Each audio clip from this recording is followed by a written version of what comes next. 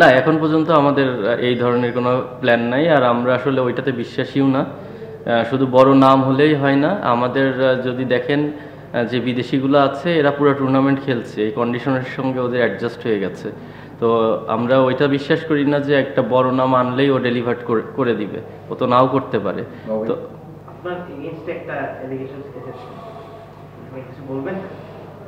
আমি তো বলে দিয়েছি যা বলার।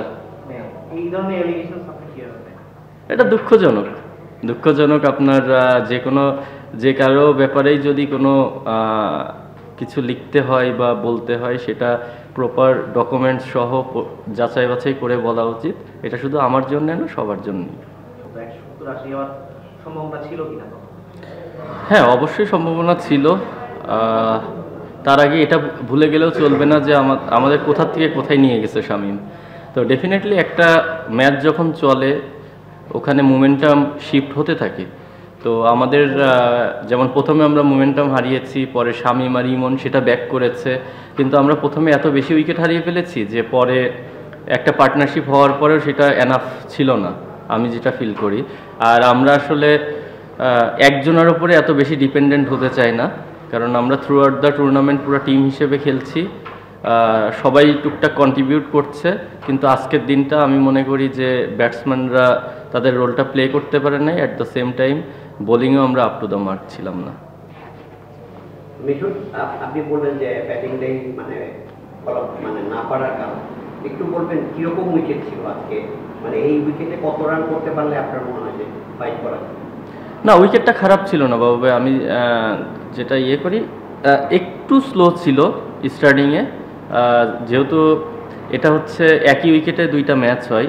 তো ফার্স্ট ম্যাচে আমরা দেখেছি উইকেটের বিহেভ কেমন ছিল, তো তার থেকে বেটার হয়েছিল, বাট একদম প্রপার উইকেট ছিল না। বাট তারপরেও আমি যেটা বললাম যে আমরা ব্যাটিং ভালো করি নাই।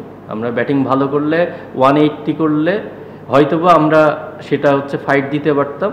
বাট সেকেন্ডে আমি যেটা বললাম, বোলিংটাও আমাদের ততটা ভালো হয়নি। যে আর যদি আমরা প্রপার বোলিং করতে পারতাম, অ্যাটলিস্ট এই ম্যাচটা আমরা 19-20 নম্বর ওভারে যে আমরা একটা ফাইট দিতে পারতাম। ভাই, বরিশালের পুরো টুর্নামেন্টের যে স্ট্যাটিস্টিক্স, ওদের টিমটার যে টাইপ, এটাতে ওরা দেখা যায় যে আপনার এই 150 রানের যে টোটাল, এটা চেস করতে ওরা ভেরি কমফোর্টেবল। আপনারা যখন এই রানটা অল আউট হয়ে গেলেন, তখনই কি মনে হয়েছে যে আপনারা আসলে খেলাটা একদম বরিশালের হাতে তুলে দিয়ে দিয়েছেন? না না, আমার আসলে খেলার লাস্ট রান পর্যন্ত আমার কখনোই এটা মনে হয়নি, বা আমি মনে করতে চাই না আসলে।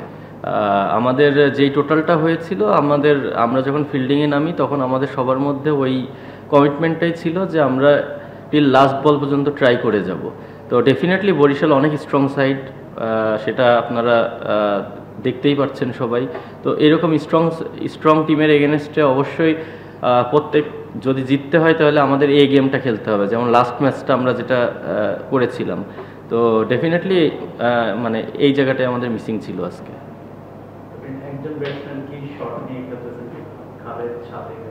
এটা পুরো টুর্নামেন্টেই আমরা তো এইভাবেই খেলছি, আমাদের অপশন নেই। এটা প্রথম ম্যাচ থেকে আমাদের মনে হয়েছে, এখন এসে না। বাট আমরা এটা মনে করতে চাই না। আমরা যেহেতু পুরো টুর্নামেন্টে এইভাবেই খেলে আসছি, আমরা ভালো করেছি পুরো টুর্নামেন্টে, এখন আর ওই জিনিসটার দিকে ফোকাস করতে চাই না।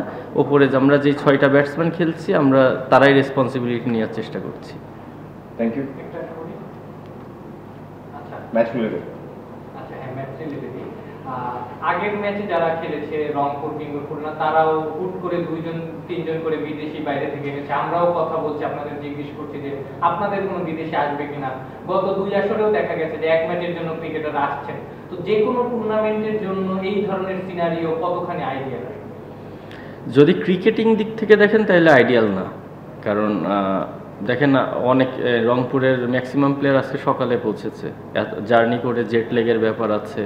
আমরাও যদি আপনি মনে করে দেখেন যে ফার্স্ট ম্যাচ আমরা যেটা খেলি, আমাদেরও কিন্তু বেশ কয়েকজন বিদেশি প্লেয়ার সকালে এসে পৌঁছেছিল। তো ওই দিন আমরা কিন্তু ফিল করেছি যে তারা মাঠে 100% দিতে পারছে না, বা তারাও আমাদেরকে পরে ফিডব্যাক দিয়েছে। তো জিনিসটা অ্যাজ এ প্লেয়ার হিসেবে আমি কখনোই মনে করি না এটা আইডিয়াল। সে যত বড় প্লেয়ারই হোক, অ্যাটলিস্ট তাকে যদি এনে একটা প্রপার রেস্ট দেওয়া যায়, রেস্ট দেওয়ার পরে খেলানো যায়, সেটা আইডিয়াল। Thank you.